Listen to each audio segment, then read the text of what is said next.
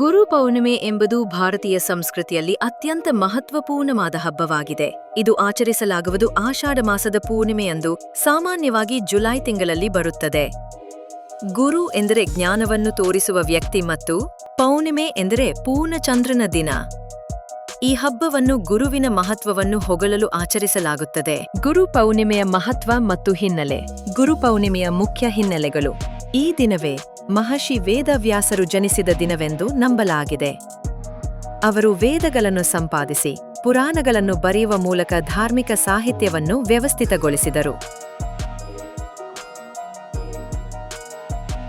ಅವರ ಗೌರವಾರ್ಥ ಈ ದಿನವನ್ನು ವ್ಯಾಸ ಪೌರ್ಣಿಮೆ ಎಂದು ಕರೆಯುತ್ತಾರೆ.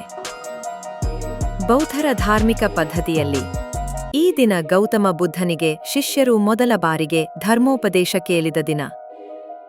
ಜೈನ ಧರ್ಮದಲ್ಲಿ ಈ ದಿನ ಮಹಾವೀರನು ತನ್ನ ಶಿಷ್ಯ ಗೌತಮ ಮಗಂಧರವರಿಗೆ ಮೊದಲ ಉಪದೇಶ ನೀಡಿದ ದಿನವೆಂದು ಹೇಳಲಾಗುತ್ತದೆ. ಗುರುವಿನ ಆಶೀರ್ವಾದದಿಂದ ಬದುಕಿನ ದಾರಿಯಲ್ಲಿ ಪ್ರಗತಿ, ಜ್ಞಾನ ಮತ್ತು ಶ್ರದ್ಧೆ ಉಂಟಾಗುತ್ತದೆ ಎಂಬುದು ನಂಬಿಕೆ. ಆಚರಣೆ ವಿಧಾನಗಳು.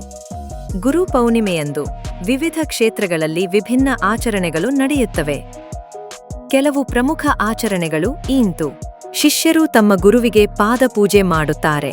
ಗುರುಗಳಿಗೆ ಬಟ್ಟೆ, ಹಣ್ಣು, ನಾಣ್ಯ ಅಥವಾ ಇಚ್ಛೆಯ ಕಾಣಿಕೆಗಳನ್ನು ಸಮರ್ಪಿಸುತ್ತಾರೆ. ವಿದ್ಯಾ ಅಥವಾ ಸಂಗೀತದ ಕ್ಷೇತ್ರದ ಶಿಷ್ಯರು ತಮ್ಮ ಕಲಾಗುರುಗಳಿಗೆ ವಿಶೇಷ ಕಾರ್ಯಕ್ರಮಗಳನ್ನು ನೇರಗಿಸುತ್ತಾರೆ. ದೇವಸ್ಥಾನಗಳಲ್ಲಿ ಗುರುಗಳ ಆರಾಧನೆಗಾಗಿ ವಿಶೇಷ ಪೂಜೆಗಳು ನಡೆಯುತ್ತವೆ. ಉಡುಪಿ, ಶೃಂಗೇರಿ, ಕಾಶಿ ಮುಂತಾದ ಗುರುಪೀಠಗಳಲ್ಲಿ ಸಾವಿರಾರು ಭಕ್ತರು ಸೇರುವಂತೆ ಜಾತ್ರೆಯೂ ನಡೆಯುತ್ತದೆ. ಗುರುಪೌರ್ಣಿಮೆ ಮತ್ತು ಭಾರತೀಯ ಸಂಸ್ಕೃತಿ. ಭಾರತೀಯ ಪರಂಪರೆಯಲ್ಲಿ ಗುರುಸ್ಥಾನವೆಂದರೆ ದೇವರ ನಂತರ ಗುರು ಬ್ರಹ್ಮ, ಗುರು ವಿಷ್ಣು, ಗುರು ದೇವೋ ಮಹೇಶ್ವರ ಎಂಬ ಶ್ಲೋಕದಲ್ಲಿ ಗುರುವನ್ನು 3 ಮುಖ್ಯ ದೇವರುಗಳ ಸ್ಥಾನದೊಂದಿಗೆ ತೂಲಿಸಲಾಗುತ್ತದೆ.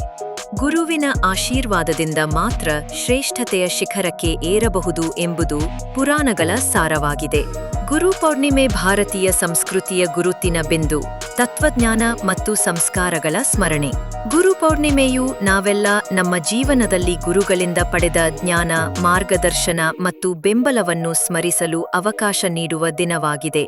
ಈ ಆಚರಣೆ ಸಂಸ್ಕೃತಿಯ ಉಳಿವು, ನಿಷ್ಠೆಯ ಬೆಳೆಸಿಕೆ ಮತ್ತು ಶ್ರದ್ಧೆಯ ಪ್ರತೀಕವಾಗಿದೆ.